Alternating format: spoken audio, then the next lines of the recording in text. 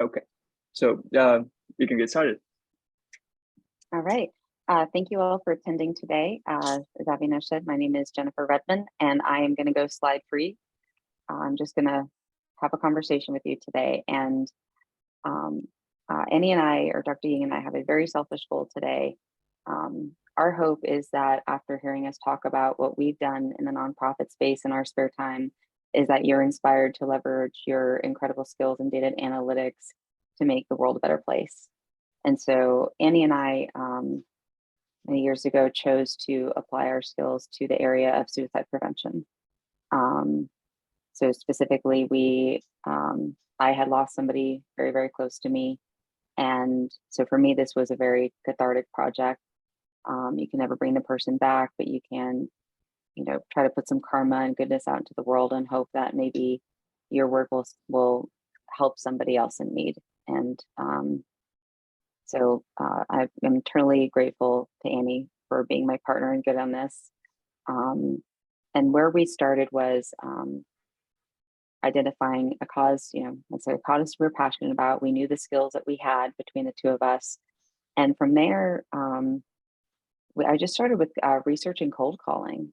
So researched and talked to a number of psychologists and industry experts about suicide prevention, what the different opportunities were to help, and specifically how we could do so leveraging AI, right? Because yes, Annie and I could go volunteer on phone banks, but we realized that using our professional skills was the way that we could contribute an even higher level of value, or to really maximize the value of the time that we spent volunteering. And so I came across some research related to specifically called suicide contagion, or it's commonly referred to as copycat suicides. And this phenomena was uncovered in, I believe it was the 1800s, called the Werther effect, because of a book by an author named Werther, in which this young man, at the spoiler alert, at the conclusion of the book, takes his own life. And there was it was a very popular book, and there was a contagion effect where many young men would take their own lives and they would leave the book as their suicide note. And so psychologists recognized that the idea of suicide is contagious. And today, and we know it's through words, through conversation, through media, and that when Andy and I saw that, we realized this is where we can make a difference, because it relates to natural language processing, natural language understanding, natural language generation, right? And so the next step was to figure out, okay, how do we plug in now that we have our cause, now that we know the vector we're going to attack this from, is what to do next. So based on some more research, we found researchers who were doing work specifically in reducing suicide contagion through news and entertainment media. And we thought that was absolutely perfect, because the way that they were approaching it was analog, right? They're psychologists, not engineers. And the scary thing was that when we first started this work, Dr. Niederkaidenbrawler at the University of Vienna had discovered that certain ways of talking about suicide, or certain presentations, led to a 13% increase in the national suicide rate. So really, it's the way that we communicate, the way that we write about it, the way that we present it in news and entertainment media leads to a 13% increase in suicides, which is terrifying. There's an even scarier case that came out later once Amy and I had already started, and that was related to the Netflix series 13 Reasons Why actually created a 29% suicide contagion rate in adults basically in their target demographic. And the psychology around this is that when somebody is at risk for suicide, they can go two ways.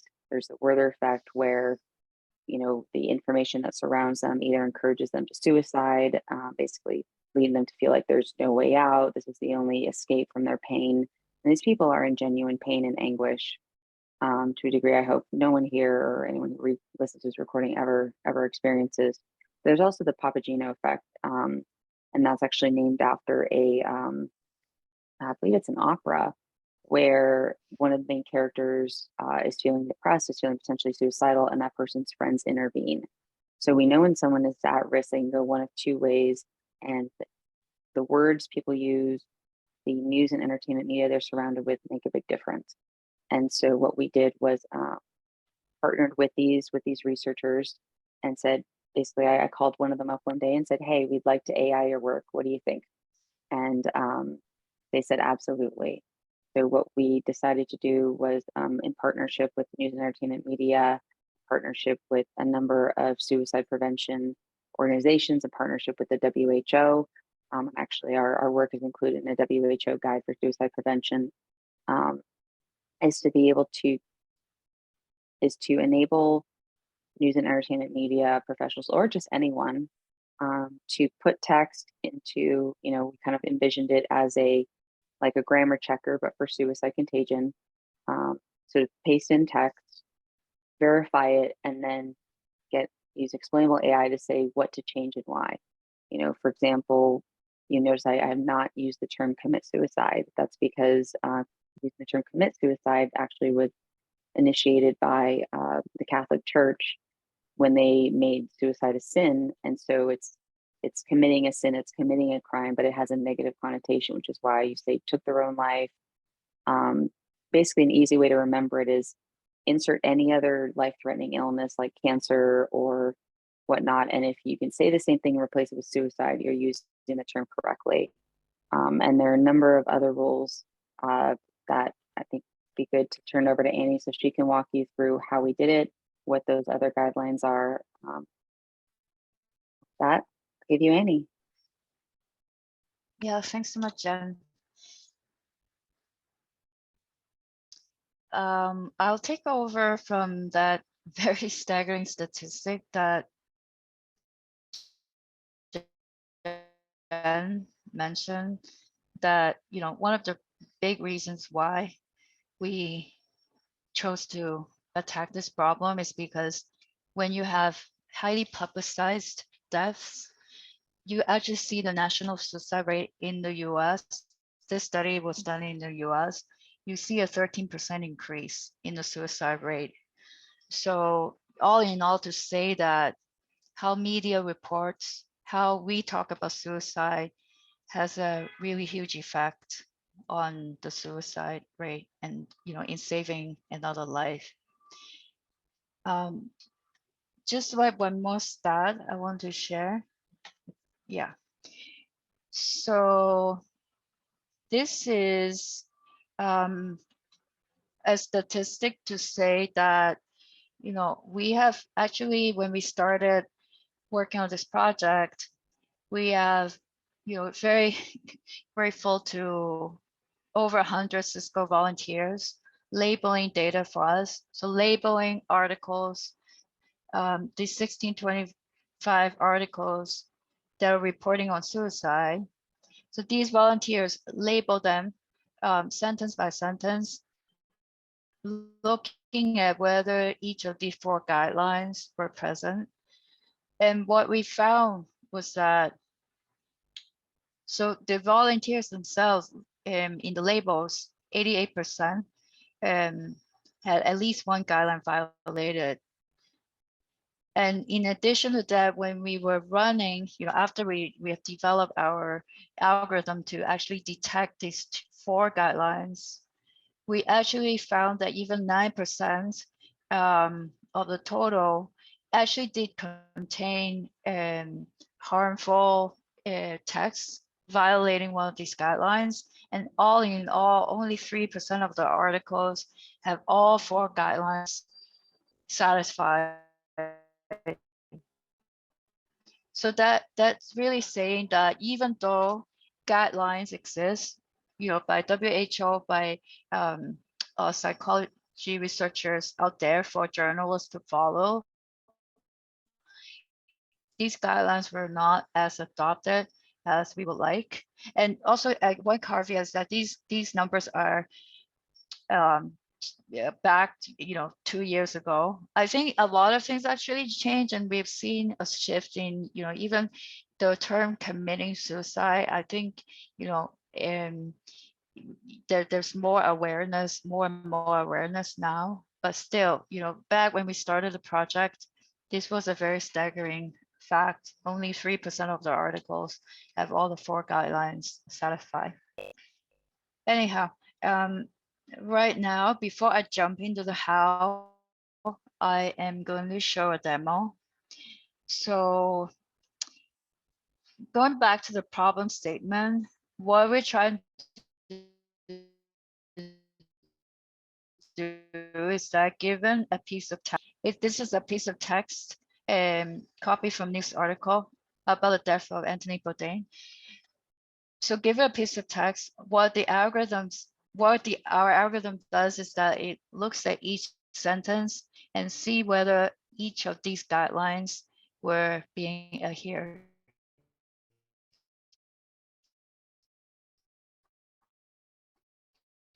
So here in the user learn more about each of the guidelines.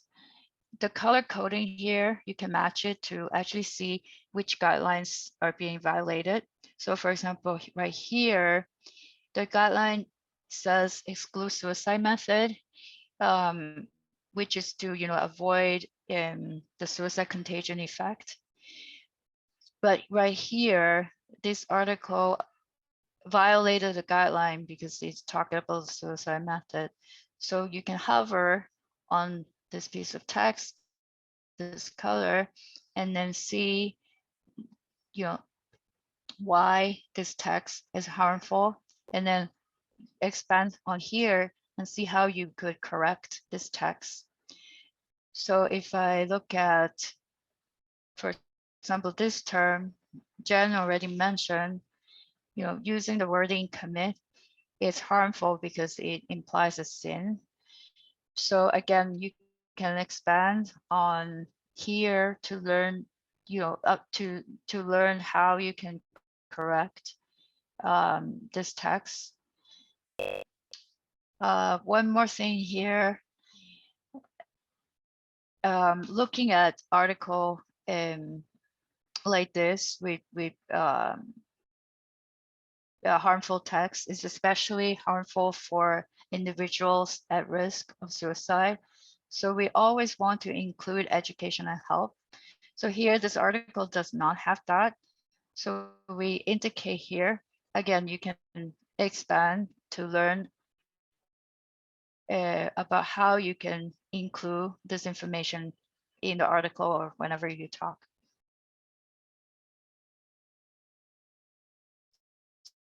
So this is the wording on suicide.cisco.com. You can type any type of text and get it checked. So let me get back to the talk itself.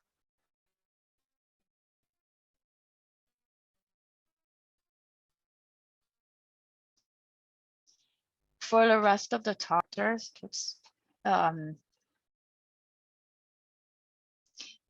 so I wanted to talk less about, okay, this is, like a research talk and talk about like all the steps we went through, but more about highlighting the success factors here so that, anybody can take the learnings and apply it to their own projects. So first of all, I'm going to talk about the fact that machine learning is not necessarily the best self. Is the data scientist. I manage a data science team, but machine learning isn't necessarily the best approach.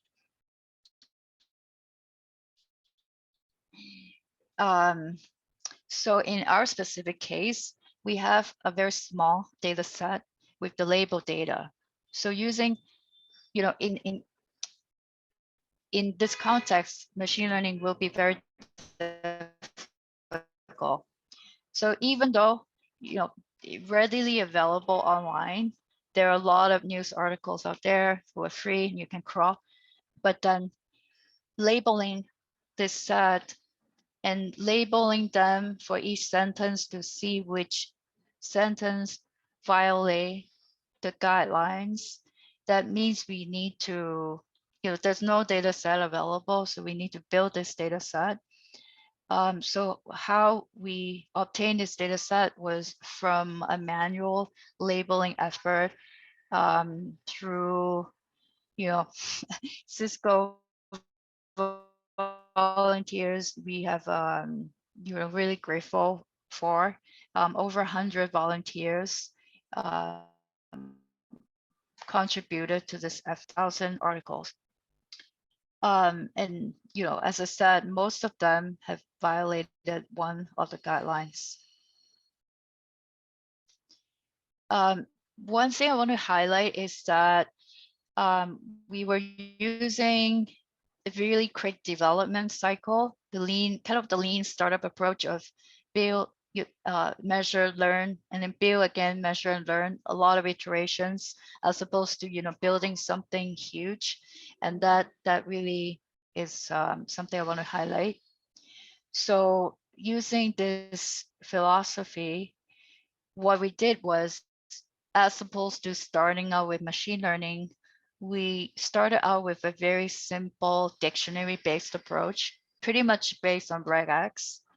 So for each of the methods, we just, in 2 months' time, have everything coded, running, deployed. And also we did evaluation. So what I can say is that in terms of using appropriate language and including education and help, these two guidelines are relatively well covered by the decision recall. So I can remind you, use appropriate language. It's the one that talks about don't use terms like commit suicide. And including education help is, including a crisis line for at-risk individuals. So those two are well covered. The ones that are not really well covered by the dictionary approach is the exclude suicide method and avoid blame. And through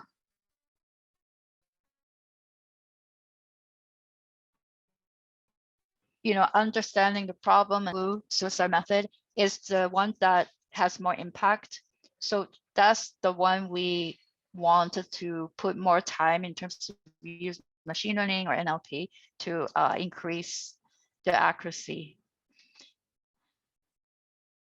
The point out is that in addition to quantitatively evaluating this approach and prioritize the effort, we also want to in any type of projects involving data science,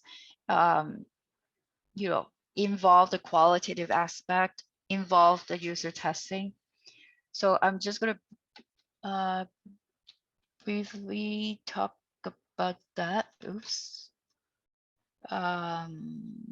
Yeah, okay. And so on that front, we interviewed 10 users. So these are journalists, people from media organization, that to basically go over the articles and also in guidelines kind of affect them. What we found was that basically everything we got from the user interviews is consistent with the research literature, and we were comfortable to basically go ahead with the approach because pretty much the suicide method, people found it very visual and triggering negative feelings, and all these things are aligned with the research. So something else that is important here, going back to the lean startup methodology of quick iterations of build, measure, learn, is in addition to what I just mentioned, even things like the UX. We may not associate the UX, the user interface, with data science, but at the end of the day, if we're trying to solve a problem end to end, the user interface is part of it.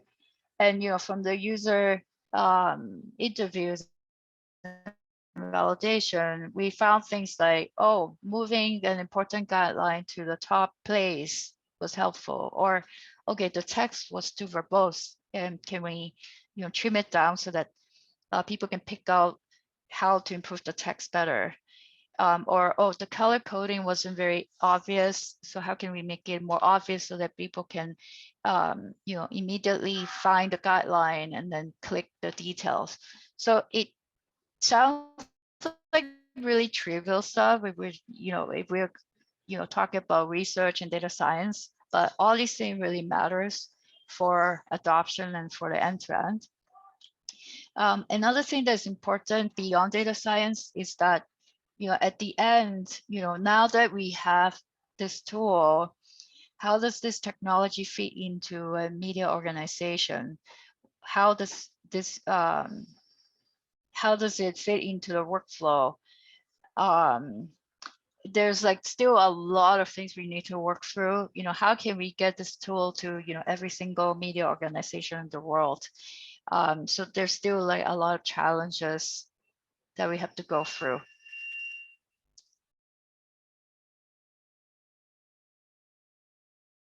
Yeah, so that is wanted to make about that. Yeah, machine learning is not everything in a data science project. Okay, so now I want to talk about point number 3 on data augmentation. Yeah, I'm sure a lot of you, here have done machine learning or expert on machine learning. So I hope this point won't be too obvious to you. But as we all know, if we don't have data for machine learning, it's not going to generalize and for it to learn well. And these days, with the deep learning model, it requires a lot more data. So in this case, the data augmentation can really help machine learning. So again, back to the data set. We had only 281 articles that were talking about suicide out of that 1,600 articles in the set that the Cisco volunteers labeled. Of that set, only 397 sentences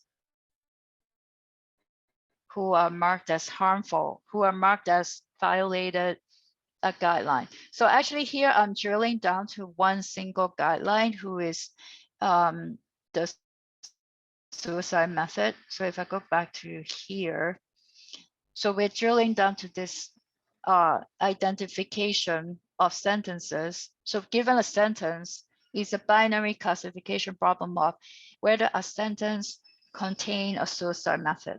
That's the problem statement. So here we only get 397 of sentences with positive label. So what I showed before was the dictionary approach with a low F1 measure. One thing maybe before I go into the machine learning was we actually did a second try to improve on the rule-based approach, which was instead of just using the regex, we actually went to Wikipedia. There happened to be a categorization of suicide methods. And then we encoded this into patterns. So we then tried to detect a verb and an object and a phrase that correspond to that category of method. Using that approach, actually, it increased the precision and recall drastically, and we were at a pretty good point. But I guess at that point, we also wanted to try out machine learning to see if we can do more on the recall.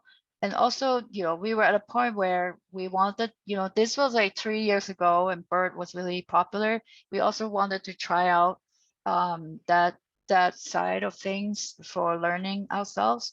So that's when we jump into using BERT. Yeah, I'm sure a lot of you have heard of it, or even used it and expert on it. So I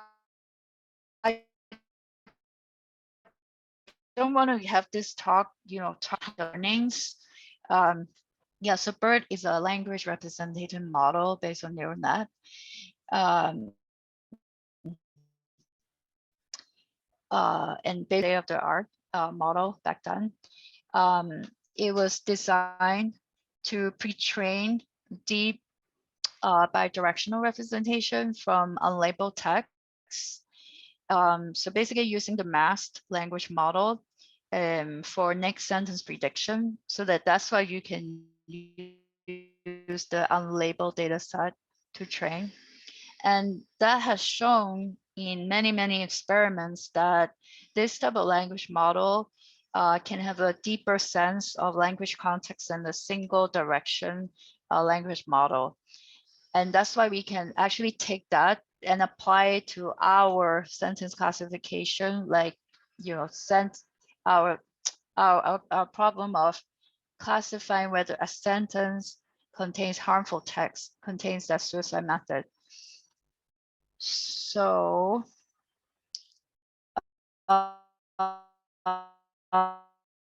again, I don't want to go in the slide. How we use BERT is through transfer learning.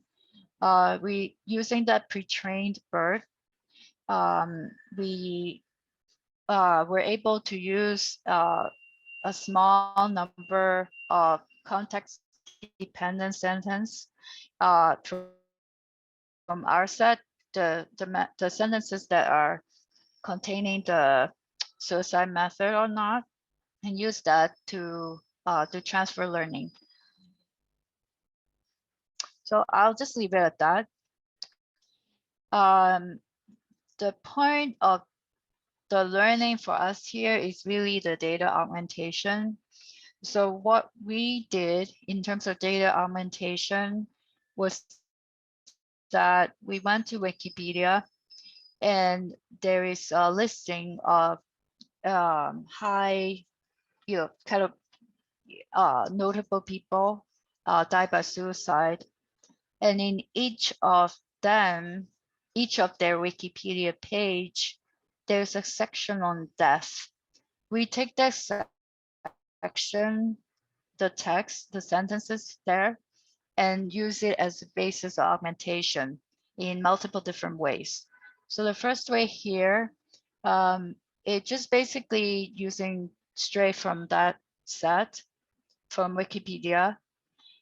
You can see the precision is not great, even though recall is something we would like it to be. So then we improve on this approach by using text data augmentation. So this is basically kind of a contextual embedding to change the words. So by using the contextual embedding, we were able to increase the performance here, especially the precision. One small thing we did when we realized from the error analysis is that, these second sentence here, it has nothing to do with suicide. So knowing that, we put another condition to filter out when the sentence is not talking about suicide.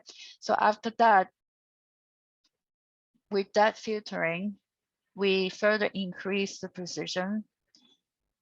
So this is a pretty good level. One last thing we did was instead of using the contextual embedding, we use a rule-based augmentation. So you have this original sentence. We use rule-based augmentation to generate these other sentences, training data. And this, I would say, so for each sentence, we generate 10 more sentences, so that's increasing the training set by 10-fold. Using this approach, we further increase, from the baseline BERT, increased the precision to 85%, F1 to 88. So now the grand finale,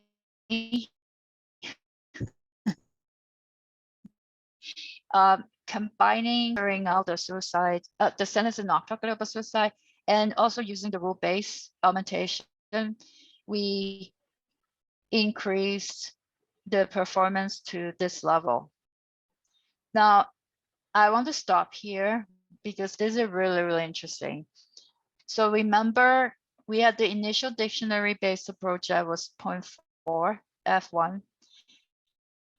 We increased it a lot by using that, looking at the Wikipedia page categorization and encoding the patterns, we achieved 92. Now, with all the work with BERT, we achieved at a similar level. This is to say that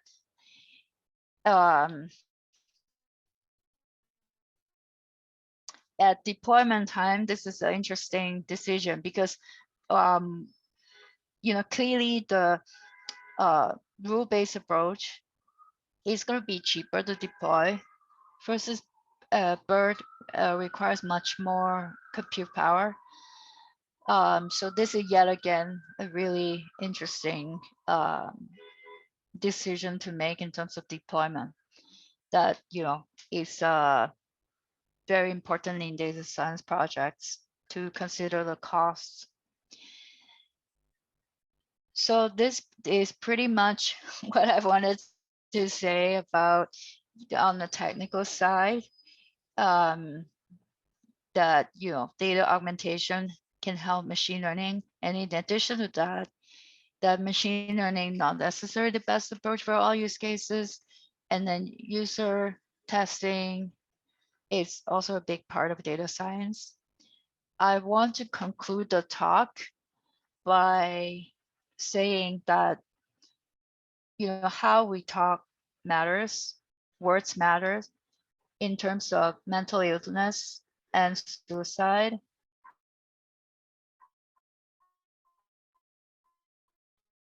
So I want to leave it with, it's not just about journalists avoiding this in their articles, but we can all talk in a way that doesn't perpetuate the harmful language. So first of all, exclude suicide method. Don't share person's suicide method. Doing so leads to increased copycat suicide. Number two, use appropriate language. So talk about suicide as if you're talking about terminal illness. So say die by suicide rather than commit suicide. Number three, avoid blame. We often trivialize and confuse the trigger, like a life event or person, a specific person, with the actual root cause, which is often mental illness. And number four, really be aware of at-risk individual and offer them help if they're at risk of suicide. Yeah, thank you very much. Okay, great. Thank you, Annie and Jennifer, for this amazing talk. I think that the learning here is like twofold. One is definitely about how we talk about suicide and how we can have a good conversation about it without actually triggering the individuals. And also in terms of, I really like the lean startup approach that you followed in this process of building this application and the research. So I think that it's a great teaching for, I know because a lot of people here who were in the talk and are in the talk were involved with the data science for good kind of programs before and are planning to be involved in the future. So I think that it's a great learning for all of us here.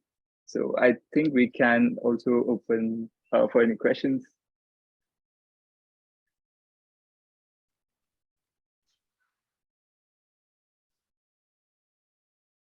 Okay, probably I can ask one. So, is the work on this still ongoing, or what's the status of this project? I would say on the technical side, we are Mm-hmm. not really working on it. Mm-hmm. Yeah, we have published a paper actually on the BERT approach. Mm-hmm.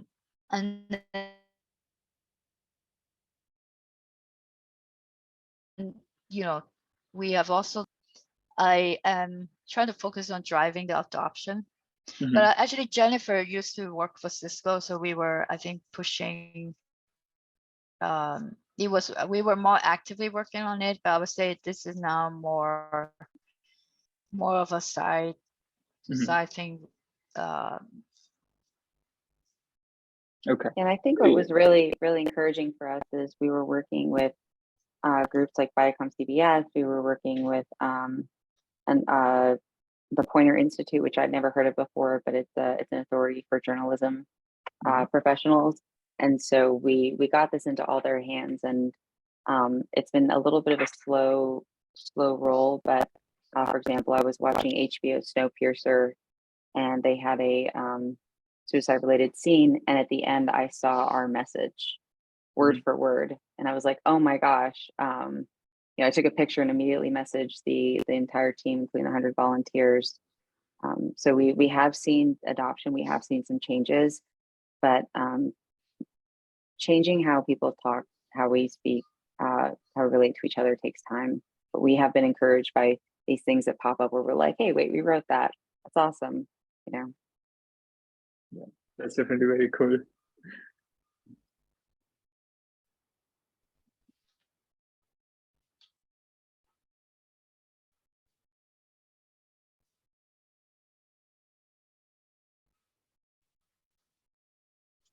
I was wondering, so thank you for the talk. I guess similar to like the currents, like the last question, do you have any like, I don't want to say like similar areas, but any other like ideas of, social good aspects that you might want to target in either the same process or try a different one, or anything in the works? I'll go first, and I'll just say that for me, not right now. For my own mental health, I've taken a little bit of a break from actually, as of last month, my own mental health, taken a little bit of a break from some of the nonprofit work. At the end of the day, if your mental health isn't there like your physical health, you can't be your best self. So for me, I put that on pause. But I think that our hope is a lot to show other people how it can be done, so they can take the causes that are personal to them, and they can apply their skills in a way that a lot of people in nonprofit space wouldn't think of. They're just, people in nonprofit space are often experts in their specific field. They're not technologists. They're not analytics or data scientists or AI professionals. And so we're able to look at the problem in a very different way. And so our hope is that, you find a cause and you do what we did. And if you get stuck along the way, you can message us and we can, help overcome the barriers that we went through over the years.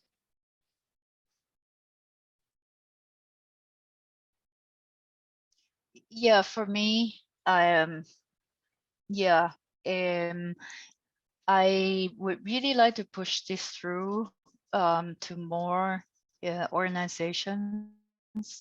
But in terms of the technical side of building something else, no, I don't have anything in the works. I think similar situation to Jennifer. I think a lot of the nonprofit stuff is more on hold for me. Oh, thank you both for being for being like very open about that. It's definitely really challenging to kind of engage in these issues like meaningfully and impactfully. And I really appreciate your candor on that subject. Yeah, I thank you. Oh, Okay, I just have one question in the chat actually. So, the Okay, so Diksha here, she's in lab, so she didn't want to disturb others in the lab. So she wanted to ask if the fourth guideline, which was mentioned, that was it investigated um, as well about investigated as well about educating about suicide prevention in a sensitive manner. So did I phrase it properly? Okay, sorry. Was the fourth guideline was Okay, Diksha, can you? I'm sorry. Hey, sorry about that. Yeah, It's just that I'm just trying not to disturb other people in the lab. sorry. I'll just turn on my, yeah, okay. Thank Yeah. you. Thank you, Annie and Jennifer, for a very, I think very moving work. And I think it's very impactful. So it's an important conversation to have. I think I learned many things, just by listening to the presentation that I wasn't aware of earlier. I was just curious. Well, I was curious about two things. One was like, for example, when we're talking about things like suicide, like the conversations that we have, even in this presentation, for example, to kind of emphasize what we shouldn't be talking about, we still have to talk about them. And so that kind of drove me, especially to the fourth guideline, which is more about the education aspect. So like, as you're doing these presentations, and when you talk about terminology that should not be used, how difficult is it to keep that in mind as you're kind of educating, via this process?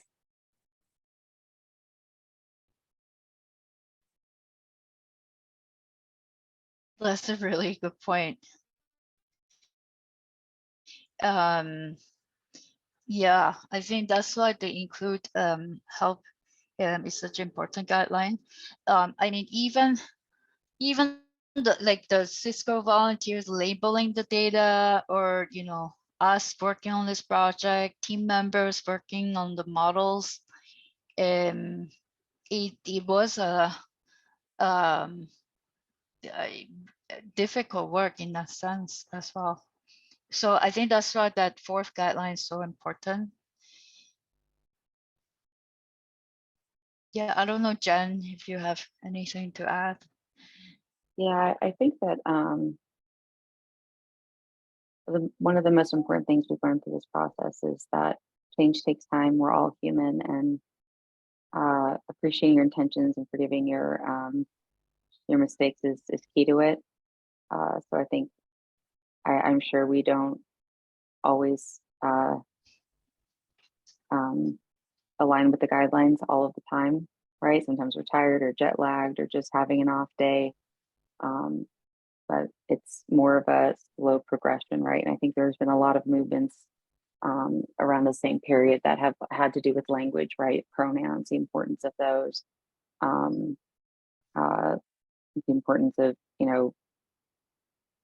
yeah, there's so many examples, but just that as long as we're continually trying to do better, we will get better. And especially if we're there to support each other in ways where somebody makes a mistake, we catch them, we say, hey, I think you meant to say that.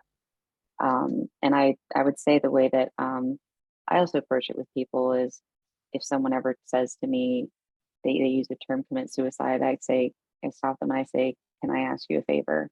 And then I, ask them to change their verbiage, and I say why. And I'm like, that's the one thing you do for me today, you're gonna make me an extremely happy person. And so a lot of it really is that kind of peer-to-peer ask. But yeah, I've definitely missed it sometimes, and Annie's caught me, and so I thank her for that. But we do our best every day, right? And we get a little incrementally better.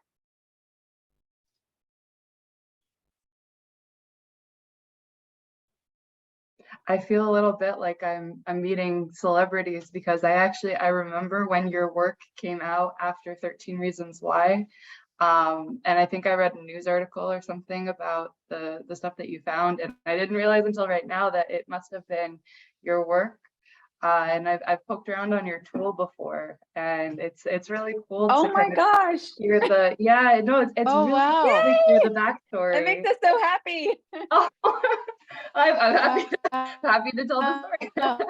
No, but I definitely, I swear I read an article about like a lot of what, like not the sciencey stuff, obviously, but it's really cool for me to kind of get this other perspective to kind of, you know, when people talk about 13 reasons why, actually, like especially when it was like very prominent, I would like bring up, I think a lot of the points that I read in the article that I'm seeing that I saw now. So thank you. Well, And thank you for being an advocate for reducing suicide prevention. It's not Thank you for easy, but thank educating. you. Yeah.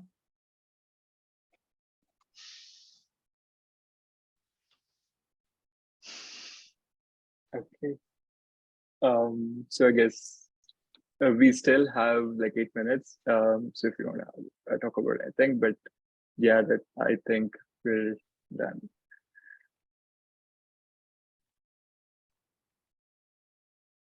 Okay, all right. Again, thank you, Jennifer and Annie, for an amazing talk. I think a lot of us enjoyed it really well. All right.